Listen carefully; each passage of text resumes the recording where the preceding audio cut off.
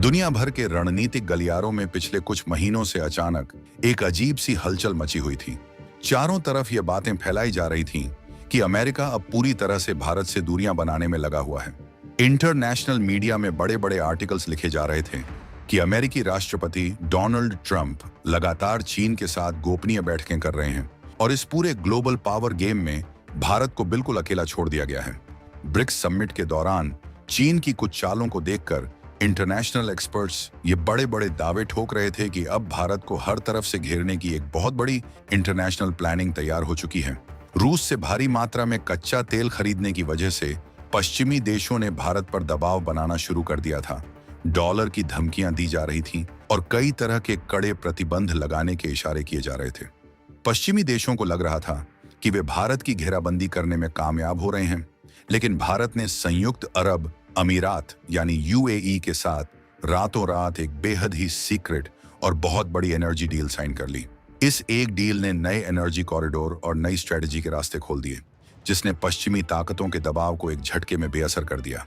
एक तरफ दुनिया भारत को घेरने की नाकाम कोशिशें कर रही थी और दूसरी तरफ भारत बिना कोई शोर मचाए बहुत ही खामोशी से अपनी परमाणु ताकत को एक ऐसे खतरनाक और एडवांस लेवल पर ले जाने की तैयारी में लगा था जिसकी कल्पना भी चीन या पाकिस्तान ने नहीं की थी। और अब आई है वो चौंकाने वाली खबर जिसने अब तक का सबसे बड़ा करंट दिया है। भारत के सपोर्ट में अमेरिका ने अचानक एक ऐसा चौंकाने वाला कदम उठा लिया है जिसने चीन, पाकिस्तान समेत कई देशों को हिला डाला है। जिस देश को कल तक रोकने के लिए तरह तरह के बहाने ढूंढे जा रहे थे, आज उसी भारत की न्यूक्लियर पावर को और ज्यादा मजबूत करने के लिए खुद अमेरिका खुलकर सामने आ गया है। इस अप्रत्याशित कदम ने पूरी दुनिया के बड़े बड़े डिफेंस एक्सपर्ट्स को सिर पकड़ने पर मजबूर कर दिया है, क्योंकि अमेरिका ने अपनी सबसे हाई लेवल न्यूक्लियर टीम को सीधे भारत के दौरे पर रवाना कर दिया है। यह खबर जैसे ही फ्लैश हुई, इंटरनेशनल मार्केट्स और ग्लोबल पावर सेंटर्स में सनसनी फैल गई कि आखिर ट्रंप प्रशासन अचानक भारत को दुनिया की अगली सबसे बड़ी परमाणु ऊर्जा महाशक्ति बनाने के लिए इतना ज्यादा उतावला क्यों हो गया है। यह कोई आम मीटिंग या कोई साधारण सरकारी दौरा नहीं है, बल्कि यह एक ऐसी घटना है जो आने वाले समय में पूरी दुनिया का पावर बैलेंस बदलने वाली है। अमेरिका की न्यूक्लियर इंडस्ट्री के सबसे बड़े दिग्गजों, वैज्ञानिकों और कॉरपोरेट लीडर्स का एक बेहद ताकतवर 20 सदस्यीय हाई लेवल डेलीगेशन आज यानी 18 मई 2026 को भारत की सरजमी पर कदम रख चुका है और यह दौरा 21 मई 2026 तक चलने वाला है। 4 दिनों का यह बेहद खास और क्रिटिकल दौरा भारत के 2 सबसे महत्वपूर्ण शहरों नई दिल्ली और मुंबई में होने जा रहा है। दिल्ली के सत्ता के गलियारों से लेकर मुंबई के बिजनेस सेंटर्स तक होने वाली ये हाई प्रोफाइल मीटिंग्स सिर्फ कोई साधारण बिजनेस डील या सिर्फ मुनाफा कमाने का जरिया नहीं है, बल्कि ये आने वाले कई दशकों की ग्लोबल जियोपॉलिटिक्स की नई स्क्रिप्ट लिखने वाली ऐतिहासिक बैठकें हैं। अमेरिका का यह बेहद ताकतवर delegation US India strategic partnership forum यानी USISPF और न्यूक्लियर एनर्जी इंस्टीट्यूट के टॉप लीडरशिप के नेतृत्व में सीधे भारत पहुंचा है। इसका सीधा और साफ मतलब यह निकलता है कि वॉशिंगटन अब भारत को सिर्फ एक सामान्य मार्केट या एक ग्राहक के रूप में नहीं देख रहा है, बल्कि वह भारत को भविष्य की सबसे बड़ी और अटूट परमाणु ऊर्जा महाशक्ति के रूप में स्वीकार कर चुका है। इस दौरे की हर एक मिनट की गतिविधि पर चीन और पाकिस्तान की खुफिया एजेंसियां नजर गड़ाए बैठी हैं, क्योंकि उन्हें पता है कि इस बैठक के खत्म होते ही एशिया में उनकी दादागिरी हमेशा के लिए खत्म होने वाली है। इस पूरी कहानी में सबसे बड़ा टर्निंग पॉइंट पिछले साल के अंत में आया था, जिसने आज अमेरिकी दिग्गजों को भारत के सामने लाइन लगाने पर मजबूर कर दिया है। पिछले साल दिसंबर 2025 में भारत सरकार ने संसद में एक बेहद ऐतिहासिक और क्रांतिकारी कदम उठाते हुए नया शांति यानी शांति कानून पूरी तरह से लागू कर दिया था। इस एक सिंगल कानून ने भारत के दशकों पुराने परमाणु ऊर्जा अधिनियम 1964 और civil liability for nuclear damage यानी CNLD एक्ट 2010 को हमेशा हमेशा के लिए इतिहास के पन्नों में दफन कर दिया। अब इस बात को थोड़ा सरल और बोलचाल की भाषा में समझना बहुत जरूरी है कि आखिर इस पुराने कानून में ऐसा क्या था जिससे विदेशी कंपनियां भारत आने से कतराती थीं। दरअसल पुराने CNLD एक्ट 2010 के तहत विदेशी कंपनियों पर लायबिलिटी यानी जवाबदेही के नियम इतने ज्यादा कड़े और खतरनाक थे कि अगर किसी न्यूक्लियर प्लांट में कोई छोटी सी भी तकनीकी खराबी या कोई दुर्घटना हो जाती तो उसका पूरा हर्जाना और कानूनी जोखिम उन विदेशी सप्लायर कंपनियों के सिर पर आ जाता था। इसी भारी जोखिम और डर की वजह से दुनिया की बड़ी बड़ी न्यूक्लियर कंपनियां भारतीय बाजार में पैसा लगाने से, अपनी टेक्नोलॉजी शेयर करने से साफ तौर पर कतराती थीं। लेकिन 2026 के इस दौर में भारत ने इस शांति कानून के जरिए पूरे नियम कायदों को ही बदल कर रख दिया और न्यूक्लियर सेक्टर में डोमेस्टिक प्राइवेट कंपनियों और विदेशी निवेश के लिए अपने दरवाजे पूरी तरह से खोल दिए। जैसे ही भारत ने अपनी नीतियों में यह ऐतिहासिक सुधार किया, वैसे ही दुनिया की सबसे बड़ी और ताकतवर न्यूक्लियर कंपनियों के बीच भारत के इस विशाल बाजार में एंट्री मारने की एक जबरदस्त होड़ मच गई। इस 4 दिवसीय दौरे के दौरान बैठकों का जो शेड्यूल तैयार किया गया है, वह अपने आप में इस मिशन की गंभीरता को दिखाता है। अमेरिकी टीम महाराष्ट्र के मुख्यमंत्री देवेंद्र फडणवीस से लेकर भारत के परमाणु ऊर्जा विभाग यानी DAE और nuclear power corporation of India limited यानी NPCIL के सबसे टॉप अधिकारियों और वैज्ञानिकों के साथ आमने सामने बैठकर बड़ी रणनीतिक चर्चा करने वाली है।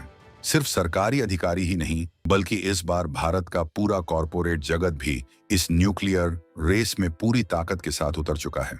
भारत की सबसे बड़ी और दिग्गज प्राइवेट कंपनियां जैसे Adani group, Larsen and Toubro यानी L&T और टाटा कंसल्टिंग इंजीनियर्स इस बेहद खास मिशन का हिस्सा बन चुकी हैं।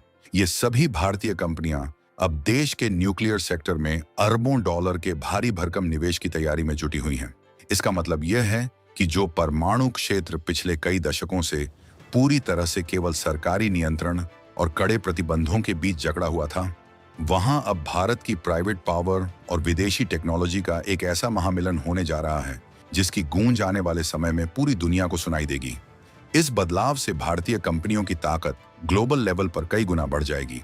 इस रणनीतिक महागठबंधन के पीछे का जो असली सच है, वह सिर्फ बिजनेस या बिजली बनाने तक सीमित नहीं है, बल्कि उसके पीछे भारत का एक ऐसा महाप्लान छिपा है जिसने सुपर पावर्स के होश उड़ा दिए हैं। आज की तारीख में यानी साल 2026 में अगर हम भारत की कुल परमाणु ऊर्जा क्षमता को देखें तो यह लगभग 9 गीगावाट के आसपास है, जो देश की विशाल आबादी और तेजी से बढ़ती इंडस्ट्रीज के लिए काफी कम है। लेकिन भारत सरकार ने जो लक्ष्य अपने सामने रखा है, वह किसी को भी चौंकाने के लिए काफी है। भारत ने साल 2047 तक अपनी इस न्यूक्लियर कैपेसिटी को 9 गीगावाट से सीधे बढ़ाकर 100 गीगावाट करने का एक अविश्वसनीय और महालक्ष्य तय किया है। जरा ठहर कर सोचिए, 9 गीगावाट से सीधे 100 गीगावाट तक का सफर, यानी अपनी मौजूदा ताकत का 10 गुना से भी ज्यादा विस्तार करना।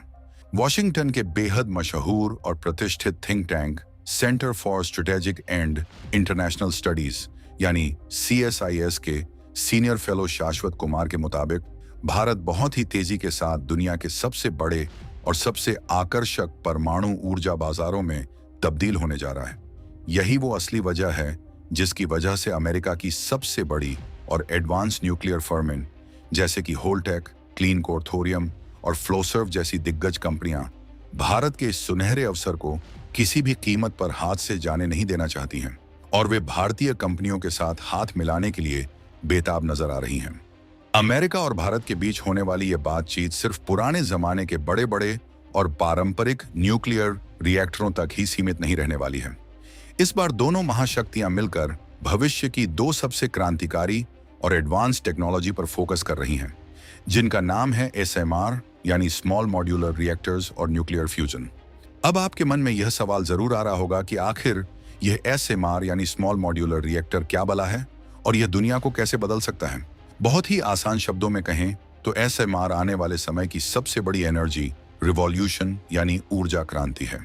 ये आकार में बहुत ही छोटे और मॉड्यूलर होते हैं, जिसका मतलब ये है कि इन्हें किसी बड़ी फैक्ट्री में तैयार करके सीधे किसी भी जगह पर आसानी से ले जाया जा सकता है और बहुत ही कम जगह में स्थापित किया जा सकता है। सबसे बड़ी बात यह है कि इन्हें भारत के उन पुराने कोयला आधारित बिजली प्लांट्स की जगह पर बहुत ही आसानी से फिट किया जा सकता है, जो अब बंद होने की कगार पर हैं। ये छोटे रिएक्टर न सिर्फ बहुत कम जगह लेते हैं, बल्कि इनसे होने वाला कार्बन उत्सर्जन भी बिल्कुल ना के बराबर यानी शून्य होता है। इसका मतलब साफ है कि भारत सिर्फ अपने लिए बिजली का इंतजाम नहीं कर रहा है, बल्कि वह पूरी दुनिया के एनर्जी इकोसिस्टम को बदलने वाली भविष्य की सबसे आधुनिक तकनीक में अपना सबसे बड़ा निवेश करने जा रहा है। इस पूरे घटनाक्रम के पीछे की टाइमिंग को देखना भी बहुत दिलचस्प है, जो भारत की कूटनीतिक जीत की एक जीती जागती मिसाल है। पिछले कुछ समय से पश्चिमी देश लगातार भारत पर इस बात का दबाव बना रहे थे कि वह रूस से सस्ता कच्चा तेल खरीदना बंद कर दे। वे सोच रहे थे कि ऊर्जा की जरूरतों के लिए भारत पूरी तरह से उन पर निर्भर हो जाएगा और उनके दबाव में आकर झुक जाएगा। लेकिन भारत की कूटनीति इतनी मजबूत और दूरदर्शी साबित हुई कि जब रूस से तेल खरीदने पर पाबंदियों की धमकियां दी गईं, तो भारत ने तुरंत अपने प्लान बी को एक्टिवेट कर दिया। भारत ने यूएई जैसे अपने भरोसेमंद देशों के साथ रातों रात नई डील्स फाइनल कर ली और नए एनर्जी कॉरिडोर की नींव रख दी। पश्चिमी देशों ने सोचा था कि भारत इस चौतरफा दबाव से कमजोर हो जाएगा, लेकिन भारत ने अपने विकल्पों को इतना ज्यादा डाइवर्सिफाई और मजबूत कर लिया कि आज पासा पूरी तरह से पलट चुका है। जो देश कभी भारत को अलग थलग करने की धमकियां देते थे, आज वे खुद भारत के इस न्यूक्लियर सेक्टर में एंट्री पाने के लिए उत्सुकता से लाइन में खड़े दिखाई दे रहे हैं।